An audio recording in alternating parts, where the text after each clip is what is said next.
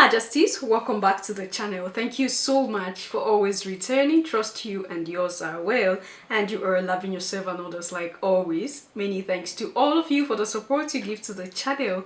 Thank you so much to our channel members, to our anonymous supporters, to all of you my esteemed subscribers. You are all loved, celebrated and appreciated. So today we will talk a little bit more about the Arab slave trade, the Islamization of the continent of Africa, okay? Now, as we delve into this topic, I want us to bear in mind or have it in mind that before Islam, before Christianity, before any other form of religion, external form of religion coming into the motherland, we were Africans. What I'm saying is, before any religion, we were Africans first. We were brothers and sisters first. Like, we are Africans first. We are brothers and sisters first before any religion coming in, okay? Before any external influence, we are one people. This is what I want us to have in mind while we discuss this topic, so that we know that at the end of it all, because it came, it's an external something, it came. When it is time for it to go, it will go. But what will remain is that bond that we have as one people, as the melanated brothers and sisters, the African people, your majesties. This is what will remain. And so whatever we do to ourselves in the name of I am a Christian, I am a Muslim, we should have this in mind always. It wasn't part of us, and it's going to go the way it came. And when it goes, how will you now look at your brother's face when you have treated your brother or your sister in a way that you treated them when you claim you were part of one religion or the other religion? So, when you talk about the Arab slave trade, is another part of the emotional side of the continent, the emotional side of the melanated people, because what was done to the melanated people was worse, or is worse. Okay, now we talk more about the transatlantic slave trade and others around the European angle, because it is recent more than the Arab slave trade, okay? And one thing with the Arab slave trade is that we think that since it's that long, it has ended, but we are still experiencing it up until this point that you're listening to me. We are still experiencing Arab slave trade in the continent of Africa through agencies sometimes that are operating with the knowledge of the government, agencies that claim they provide job opportunities for Africans who want to go to the Middle East for job opportunities. These Africans go through this means, through these agencies, and it's like you are leaving your comfort zone into another form of slave trade, like into slave trade itself. We hear of how Black people are treated in the Arab nations. We hear of how whenever they make mistakes, they are not treated like humans in the Arab nations. This is still the continuation of the Arab slave trade. So I would want us to listen to this. You know, when I keep saying it, that what the Arab did to the motherland is a wound that can never be healed. Forget that people are not talking about it now as it should be, but it's a wound that cannot be healed. Like what these people did was castrating the men, just like wiping out the light. And that's why you see the northern part of the continent of Africa have become, you know, you look at them, in short, they tell you that they are not Africans. They tell you they are Arabs. They come out to public media, say these things, and the mainstream media will not have anything to do. They don't do anything because, of course, this is the notion they are pushing out to people, that the northern part of the continent is not Africa. But that was a lie, or that is a lie, okay? These were people that were affected mostly by the Arab slave trade. In short, the effect of this, of what they did to the motherland, is still evident in the northern part of the continent. Look at how they look. See how they look. They are more of Arabs now than Africans. Why? It is because of colonization. The Arab colonization of the continent of Africa. We started long ago before the European colonization of the motherland.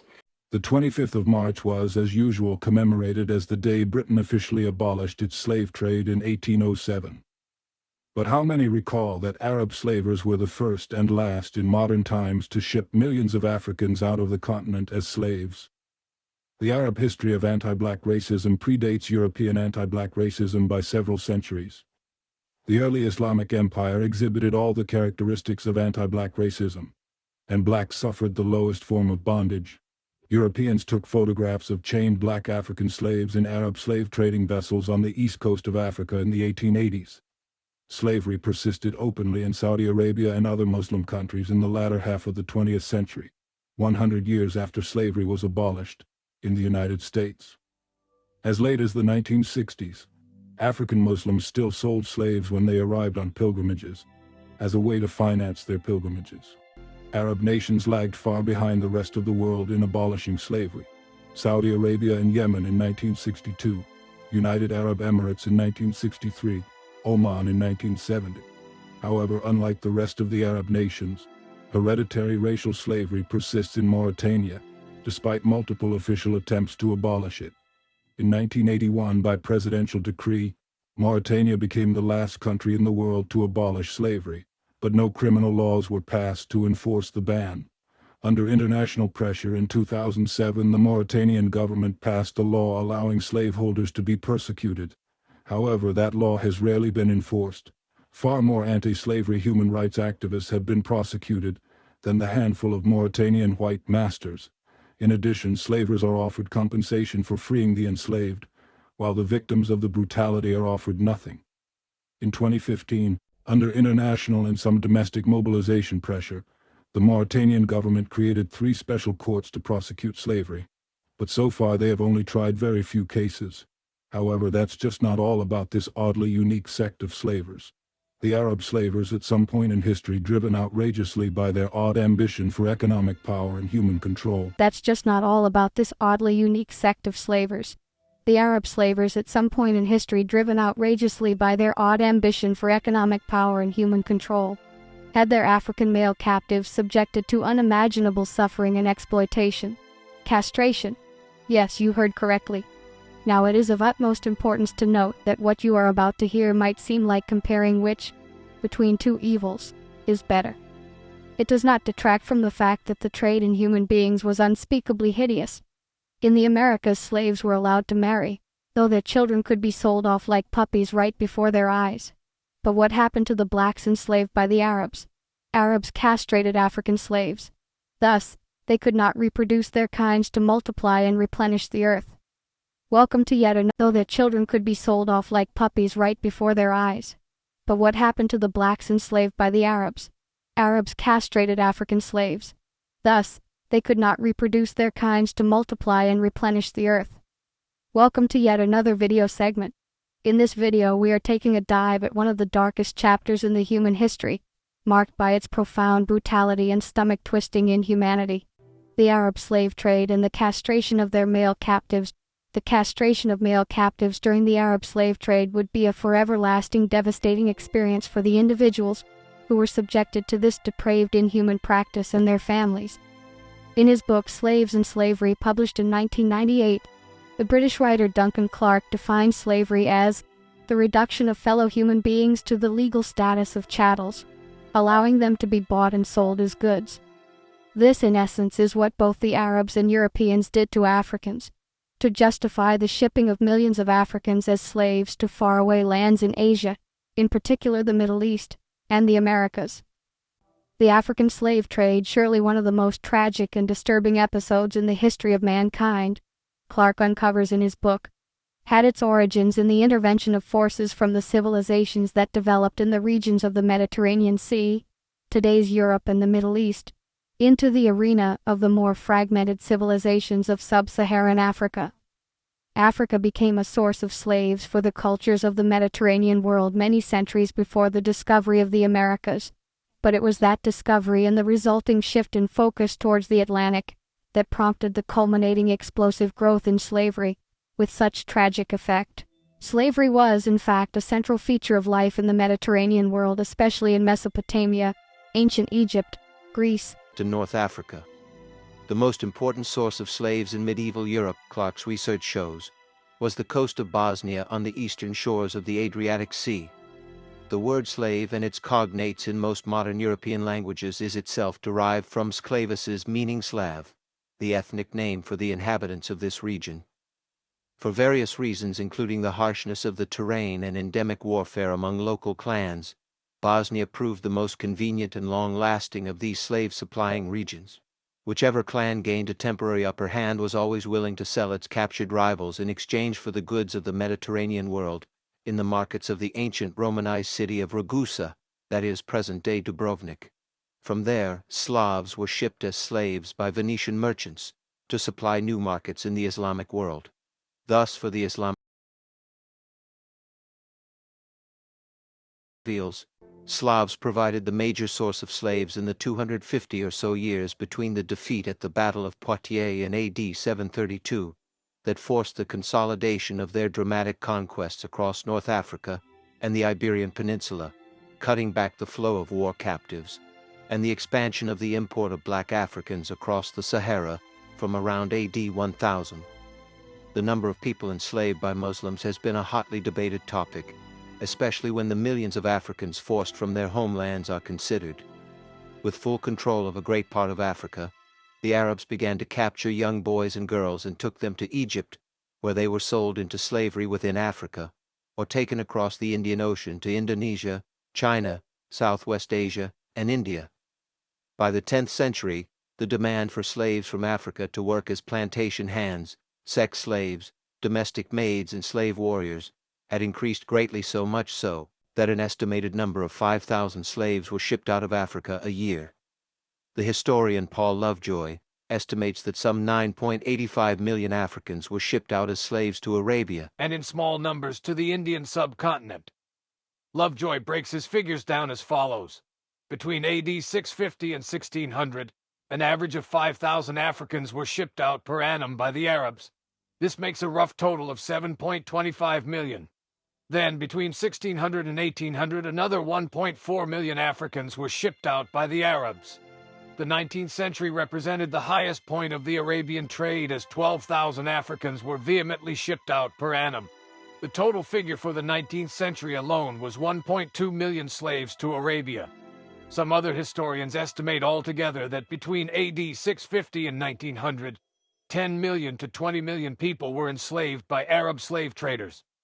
Others believe that over 20 million enslaved Africans alone had been delivered through the trans-Saharan route alone to the Islamic world. Dr. John Alambella Azuma estimates in his 2001 book, The Legacy of Arab Islam in Africa, that over 80 million more black people died over that route. The Arab slave trade was so intense, bloody, merciless to say the least. The cruelty on African captives by the Arabs was beyond telling.